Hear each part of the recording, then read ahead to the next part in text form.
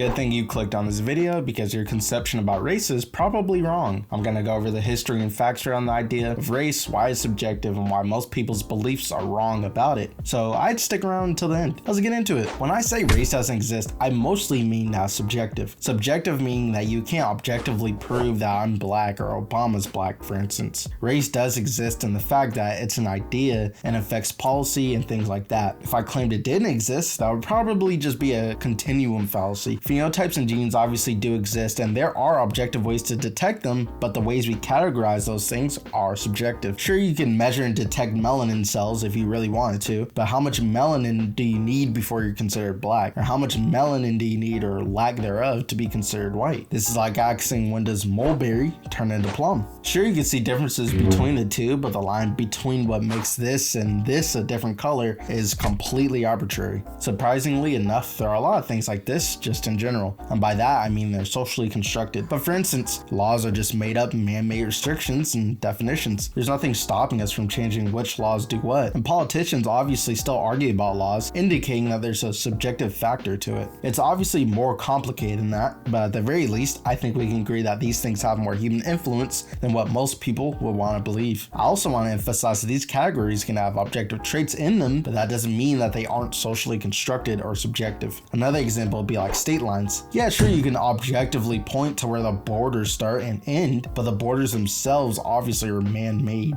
In the case of race, you might be able to objectively measure the color of someone's skin or even their melanin cells and then make the distinction of whether they're white or black, but how you make this distinction would still just be made up. Well, now I'm sure you guys get the point. This background knowledge sets up the rest of the video, since I'm going to bring up how this has set up racism and the evidence for it. A solid piece of evidence for my argument would be the utility that using race holds. Things like words and definitions gives us some form of utility. Race is no different. It's useful to just call someone black because you can convey and generalize a lot of information from that statement, whether it's true or not. Most importantly, it gives the government utility when dividing people. Obviously, when appealing to ethnic groups for votes, this works. And when trying to create racist laws, this works as well. Due to this fact, I think it'd be useful to look at how race originated, at least in the Americas, to help prove my utility argument and how it's socially constructed.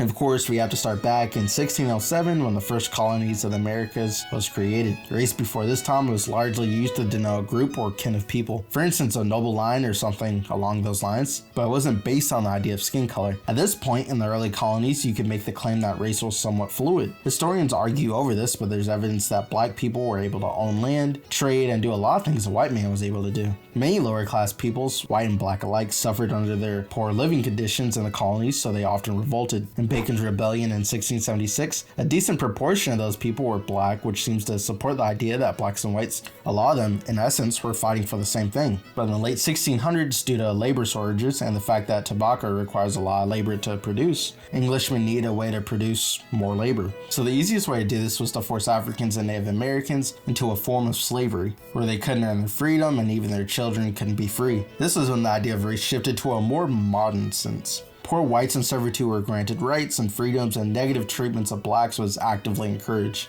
After this, misconceptions and pseudoscience became extremely prevalent to justify oppression. This is pretty important because a lot of this terminology used back then is in people's minds even now. Before this, black people were actually respected in multiple different ways, since they could grow crops in tropical areas, and some were blacksmiths and metal workers. They also weren't susceptible to the same diseases Native Americans were either. The idea that blacks are stupid or dumb only came after the need for more labor in an attempt to justify enslavement. Many claim that they want a freer democratic society, but religion was used to justify slavery at first. The slavers were simply saving the Africans from themselves, thus saving their soul. Later, throughout most of the 1700s, came the Enlightenment period, which was the rise of scientific thought and reasoning. As you can imagine, this led to scientific racism. Philosophers Immanuel Kant, David Hume were big contributors to these ideas, along with Thomas Jefferson and others. This seems to be where scientists started to measure skull shape and find objective behavior in subjective stories and anecdotes. Carl Linnaeus was a botanist and naturalist that publicized works that categorized men with nature, and he's one of the first naturalists to do so. He classified Americans, Europeans, Asians, and Africans as 4 different categories of Homo sapien. While there are other distinctions he made, they aren't as relevant to the video. In the African section for behavior, he noted that they were sly, sluggish, and neglectful. While in the European sections of behavior, you know that they were light, wise, and inventor. This was in 1735 and it made large impacts on how the broader society viewed non-Europeans. The Great Chain of Being was also used to justify racism around this time. The Great Chain of Being simply being a list of higher things like God to lower things like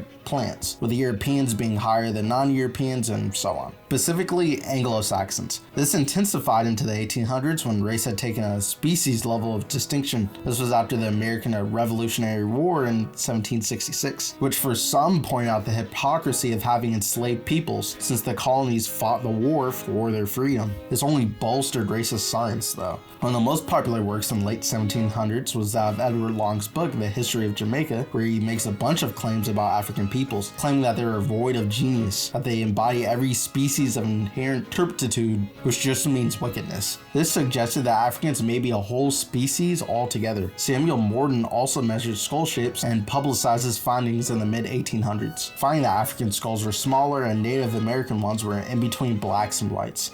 While there is more history to go over, the point at which the idea of race was created ends around here. And to recap that section, I'd reiterate the utility that races had when it was first being created. Race was essentially created to justify to people that Africans should be enslaved. Every time people doubted slavery or discrimination, some new feature regarding race would develop. So you could say for certain that colonial America had great use for the concept of race, and thus this provides a great piece of evidence for my argument. There are other historical examples I want to bring up though, like the Irish for instance. In a span of half a century, around 2 million Irish peoples immigrated to America. Most of them migrated because of the potato famine. During this time period, what was considered white was mainly just Anglo-Saxons. Anglo-Saxons being a Germanic people that came over to Britain who then colonized the Americas. While still debated at the very least, we know that the Irish were discriminated against. The real question here is to ask if the discrimination was racial or not. See, a trend that often happened in the Americas was discrimination against groups of people that were 1, Catholic, or 2, poor, or obviously a combination of both, which usually happened. The Irish fall into this category nicely, so you may say that they weren't discriminated against based on their race, or what we would call nowadays just their ethnicity, but there's evidence of distinct racial discrimination, and we have to look at the history of the Irish to discover it. See, before the British even colonized the Americas, they oppressed the Irish. The British had tried to weaken the Irish multiple times, but settled on Protestant ascendancy, which is basically a whole bunch of penal codes and laws restricting the rights of Catholics.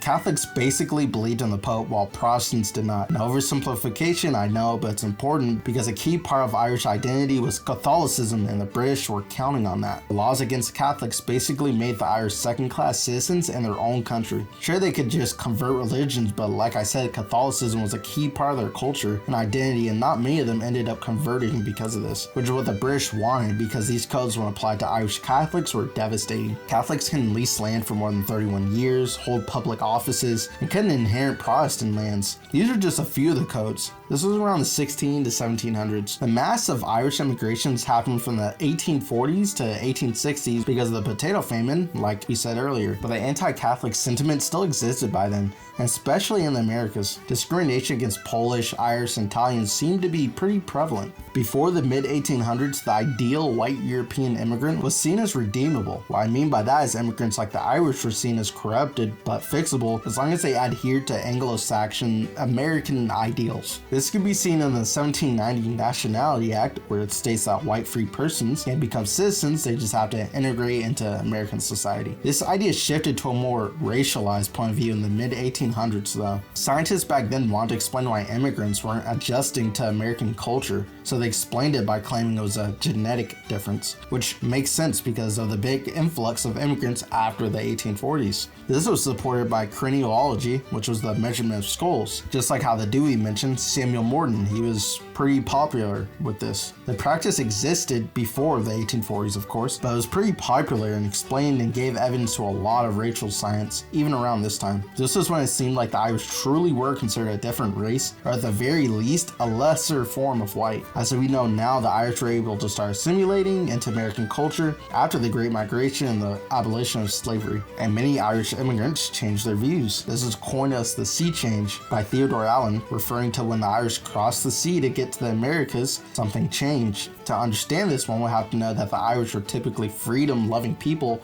and relatively progressive.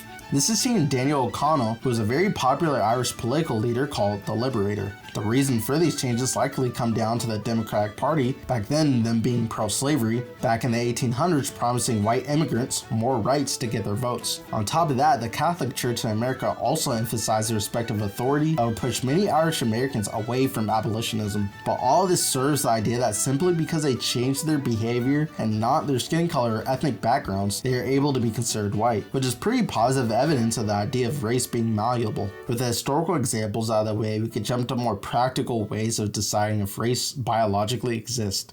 I'd appreciate it if you subscribed. This video took a lot of reading and editing, and I would appreciate like-minded people to be a part of this channel. Back to the video. And a study done in Stanford have found that there was a surprising amount of variation in geographical regions, even to the extent that two Europeans could have more genetically in common with someone from Asia than each other. But I'm not a scientist, so I'll just quote some people that are. It's a concept we think is too crude to provide useful information. It's a concept that has social meaning that interferes in the scientific understanding of human genetic diversity, and it's a concept that we are not the first to call upon moving away from. What the study of complete genomes from different parts of the world has shown is that even between Africa and Europe, for example, there's not a single absolute genetic difference, meaning no single variant where all Africans have one variant and all Europeans have another one, even when recent migration is disregarded. The last example I'm going to use for this video is Obama. Tell me if Obama is white or black. Most people say black, but Obama is categorically mixed race. He has a white mother. If Obama had just happened to be born with a lighter skin tone, like these twins for instance, then he wouldn't be the first black president, and it would be impossible to draw the line of if he was black or not. For the final part of this video, I'm going to go over some common counter arguments. The most common one you'll probably hear is that black people are more likely to be faster in races and other race-specific feature traits. The reality is that specific ethnic groups are faster or do better in certain competitions. For example, a specific tribe in Kenya called this word have won over 40% of national honors from the 800 to the marathon since the 1980s. That's 40%, and that tribe only has a population of around 7 million. This isn't just black people, but a Pacific ethnic tribe that has a culture that promotes running. I would be hard pressed to compete with these guys, and I'm black. This is also just disregarding socioeconomic factors like culture and other things like that. They have a running culture that influences kids to run, which is a feedback loop. Now I'm sure genetics play a role, but we know ethnic groups have genetic variance to some degree at least. But it would be inaccurate to say all black people are naturally this good at running. This logic applies to a lot of differences between the races. Skull shape, for instance. While we can't find trends in skull shapes for different races of people, this fails to bring up other phenotypical differences in ethnicity. For example, if a physical difference like skull size is evidence for a black race and a white race, then why isn't hair color or any one of the other ethnic differences between Europeans evidence of a different race as well? Another argument people bring up is IQ, civilization, and more social differences between people. Not only are these things pretty ignorant, but they ignore the effect society has on people, as said before, and geopolitics as well. Asian culture is Asian culture because of specific circumstances and scenarios that Asian people have went through. And this is completely disregarding the fact that not all of Asia is the same and has the same culture, obviously. Black culture in the United States is different from culture anywhere else in Africa. Saying that Africans aren't as good at building societies ignores the effect that the slave trade has had on Africa due to a specific geographical location on Earth, and a whole bunch of more complicated factors that I'm not going to cover in this video.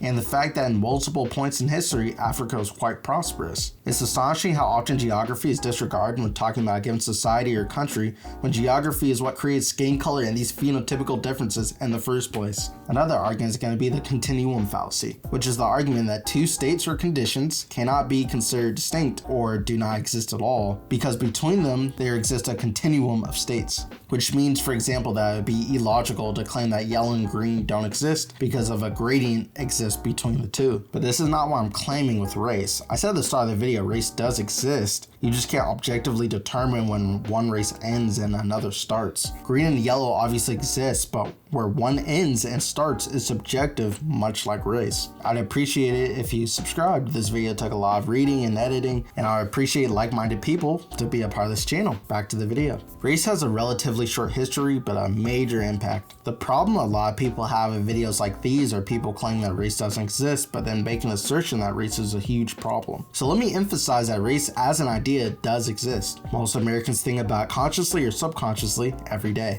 Much like at the start of the colonies, race is still used today for capital gain. Things like redlining and implicit bias affect people all the time. And while those things deserve their own separate video, it's important to realize that even if something is subjective and doesn't exist objectively, they can still have an effect on society. If you guys want me to make a video on any of those topics I said before, comment down below. But for now, I'll see you.